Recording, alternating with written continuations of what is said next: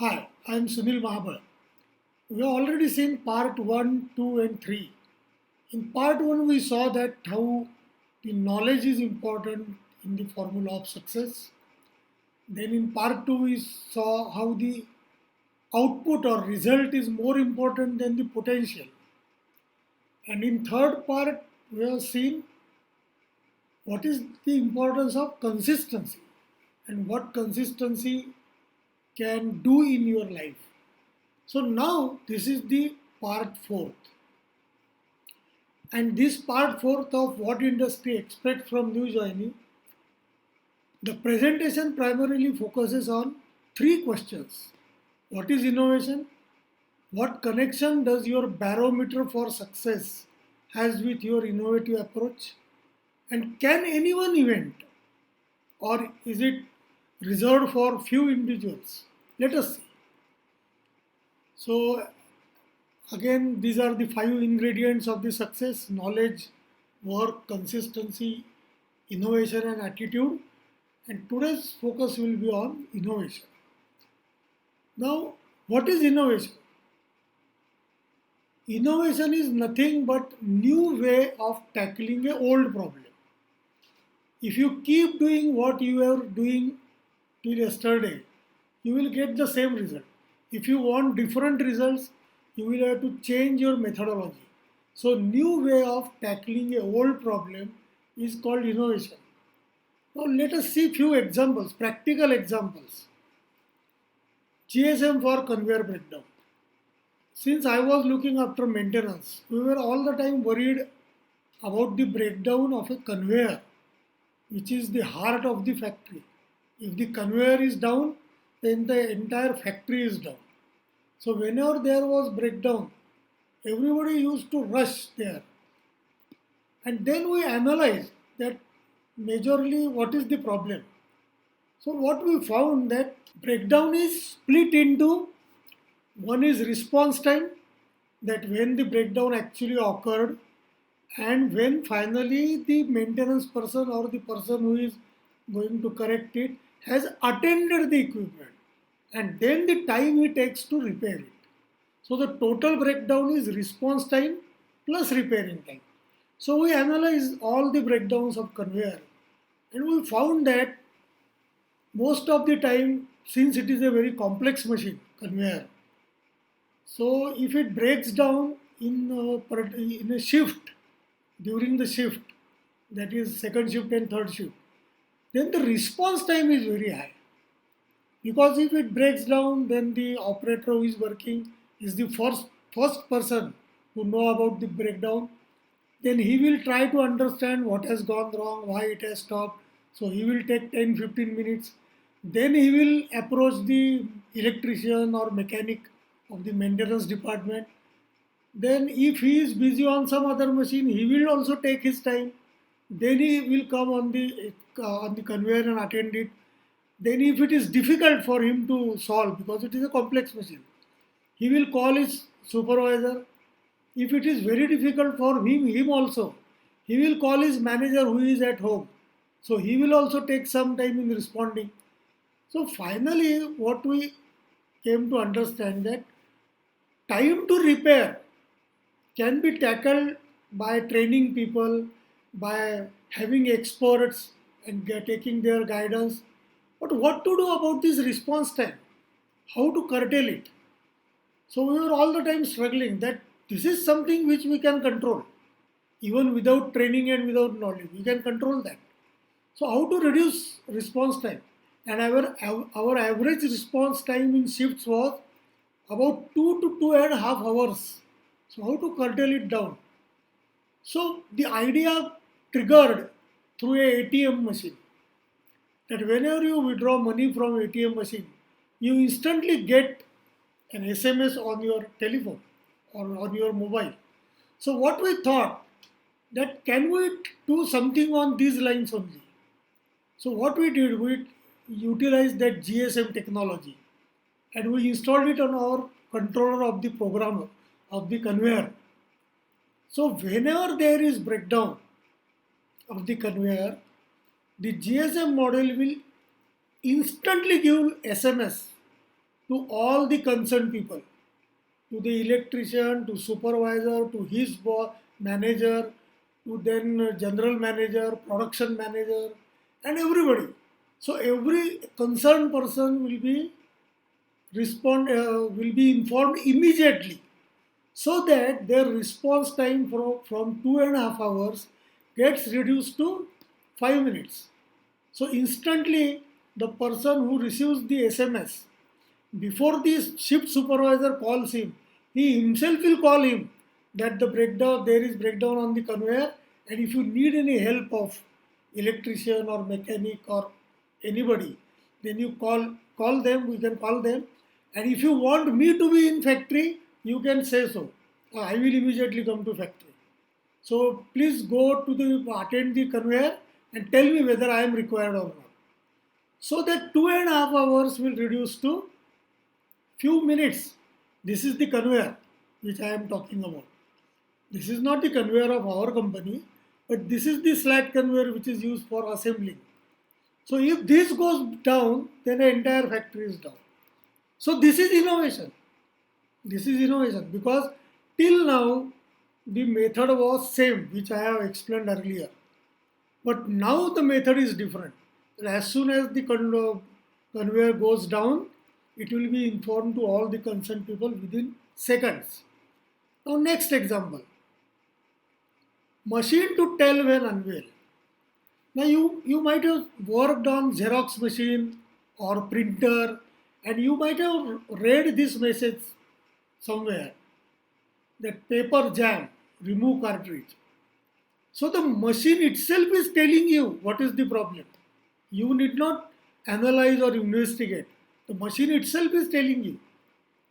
So we thought in one of my training session at Bangalore, where I attended that training program, the trainer, he used a very good analogy. What he said, that all maintenance personnel, maintenance officers, maintenance engineers are like veterinary doctors. Their patients don't talk. So usually the machines don't talk to us.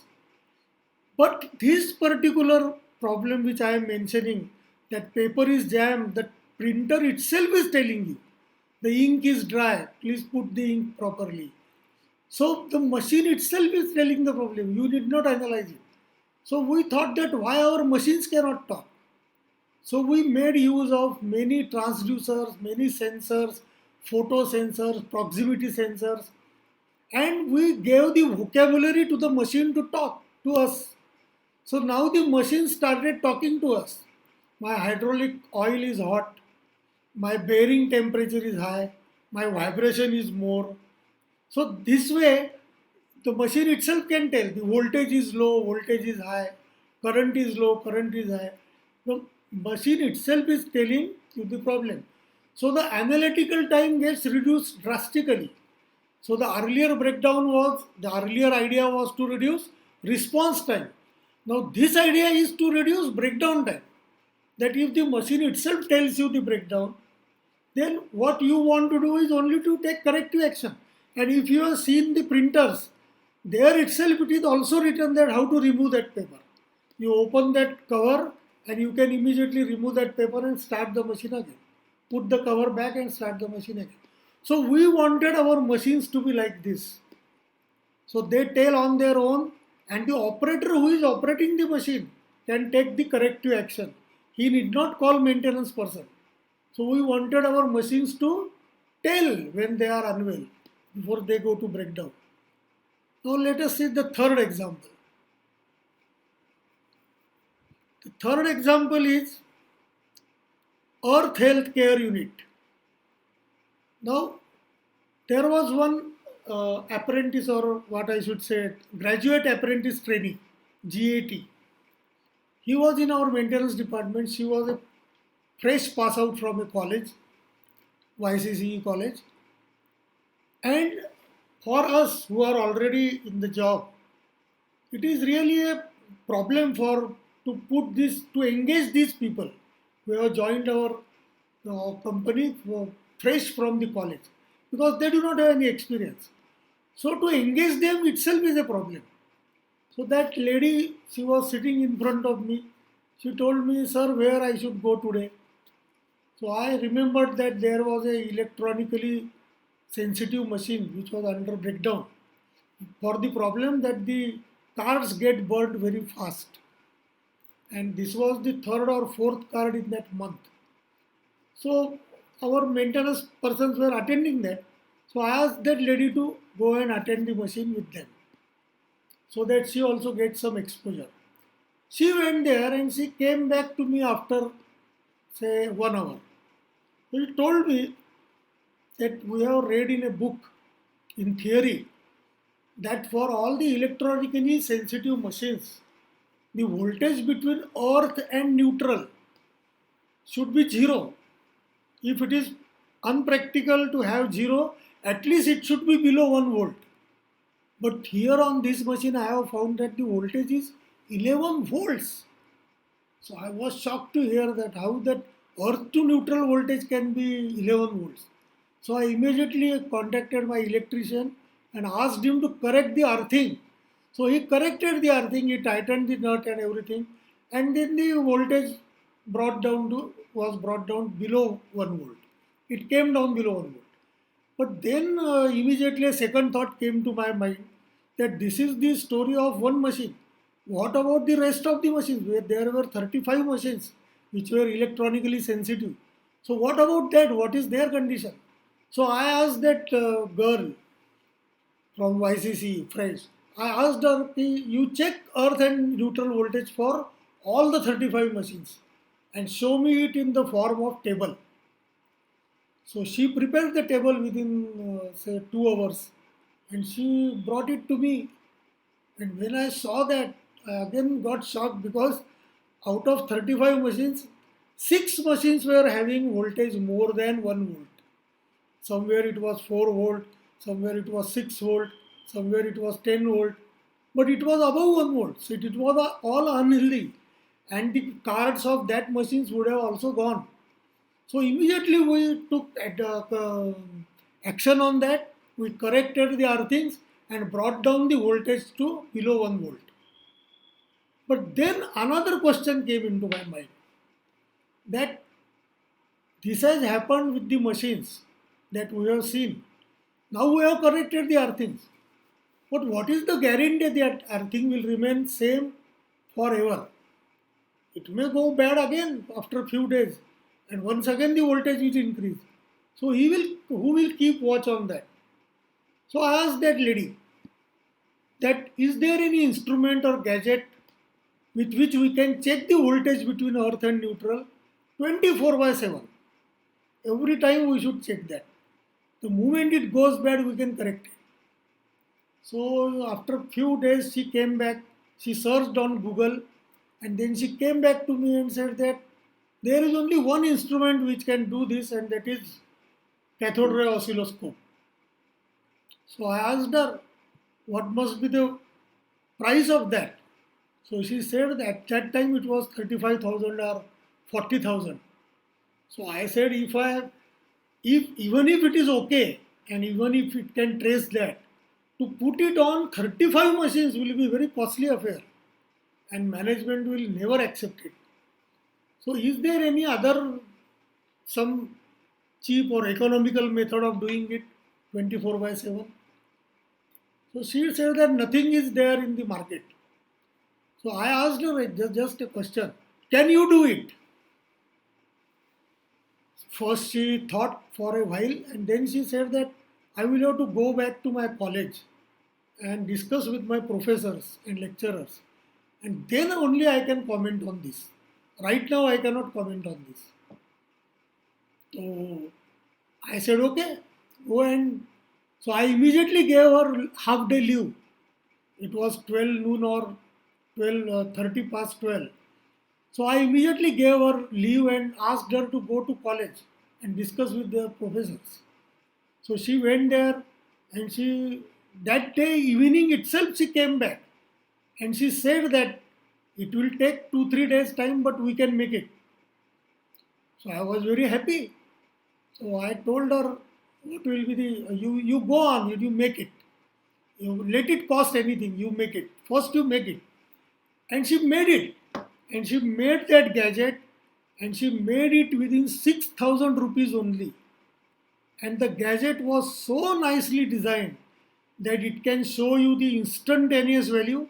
Instantaneous value means what is the value at present, just now.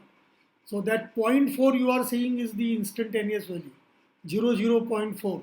That is the voltage between earth and neutral it is showing. Then if it crosses beyond 1 volt, then the red light will glow. And since it is below 1 volt, the green light is glowing. So this can be monitored by the officer or operator who is working there. It was very easy. So I asked her to put it on all the machines, manufacture it and put it on all the machines. So she did that.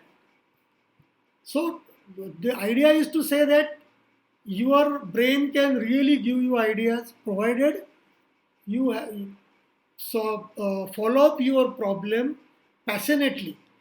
And if you give 100% to that problem, your brain will certainly give the idea to solve it. So every patentable idea is innovation. Every patentable idea is innovation, but every innovation is not necessarily a patentable idea. Now let us see with the same examples what is patentable and what is not. So if we talk about GSM model conveyor breakdown, so we have installed GSM on that conveyor. It was a new way of tackling old problem. We reduced our response time. But was GSM our invention? It was not our invention. It was invented by somebody else earlier also. Earlier. And it was in use on ATM machines. So we cannot patent it. So it is only an innovation.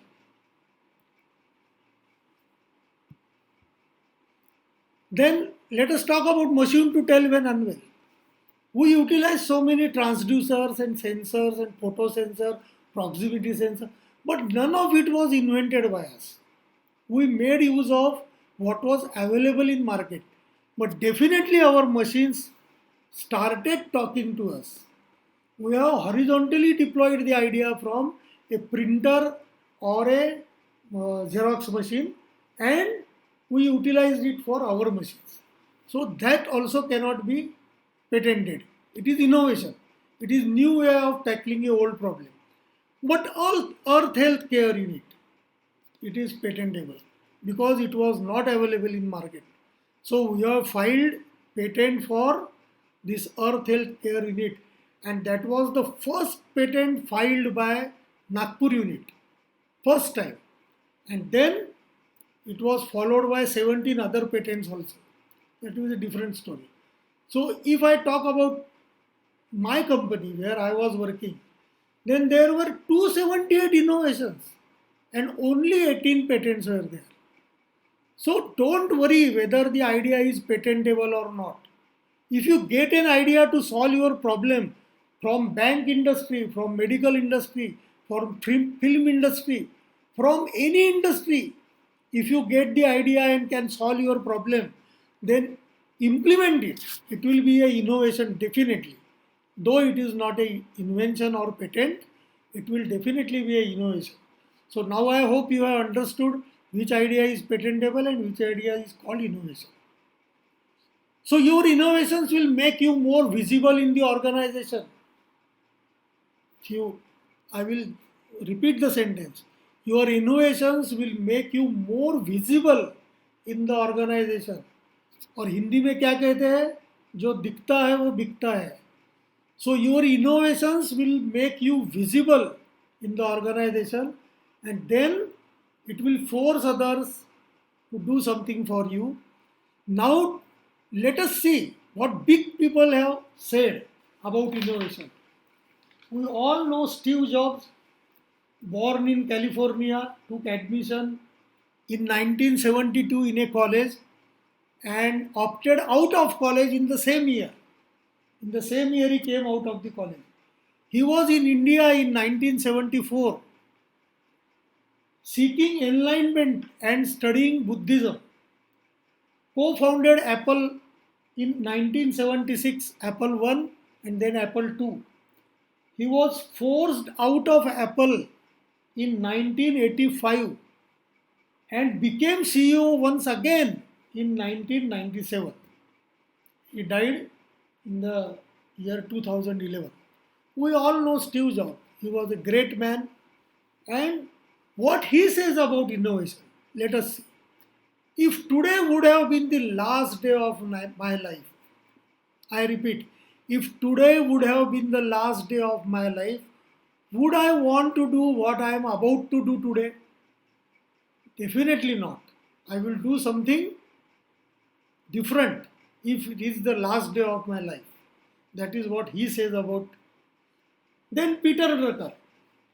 Peter Drucker, the Austrian born American, he is management consultant, management guru, educator, and author, inventor of management by objectives and self control. He describes as founder of the modern management. He is called the founder of the modern management. He is the one who coined the term knowledge worker. Now it is extensively used by everyone. But he has coined that word in 1959. Professor of politics and philosophy at Bennington College from 1942 to 1949. And then as professor of management from 1950 in New York University. Now, what this person says about innovation, let us see. If you want something new, you must stop doing something old. So, he has described or defined the innovation in a different way. If you want something new, the old method will not give you the new result. That will have to be a new method. You must stop doing something old. Then only you will get new. And now the third person, let us see who he is.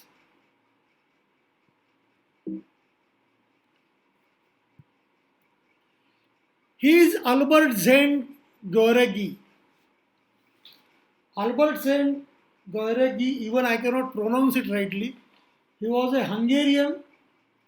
His studies interrupted in 1914 as he had to serve as army medic in the World War I.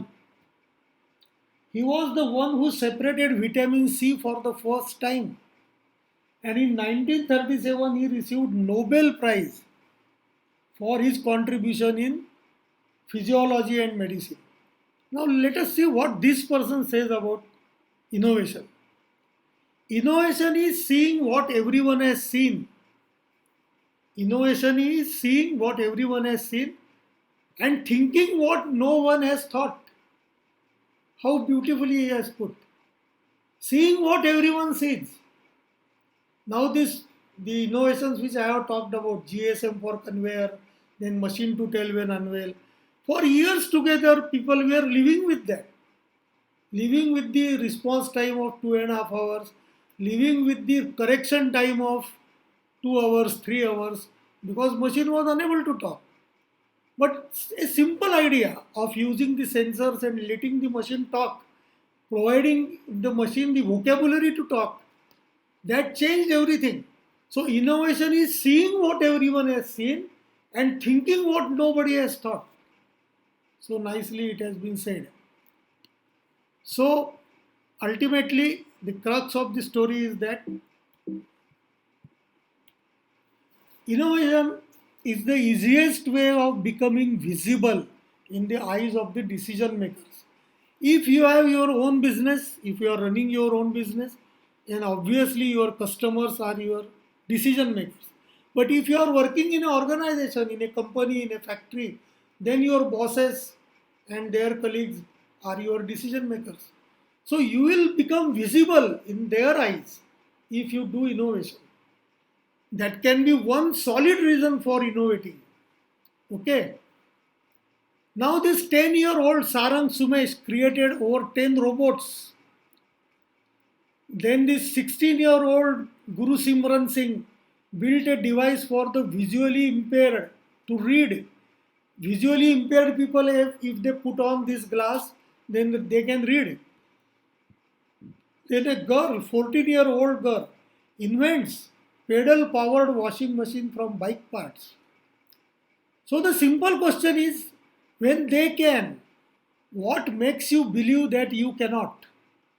If they can do it, small boys, then obviously you can also do it. What makes you believe that you cannot do it? And lastly,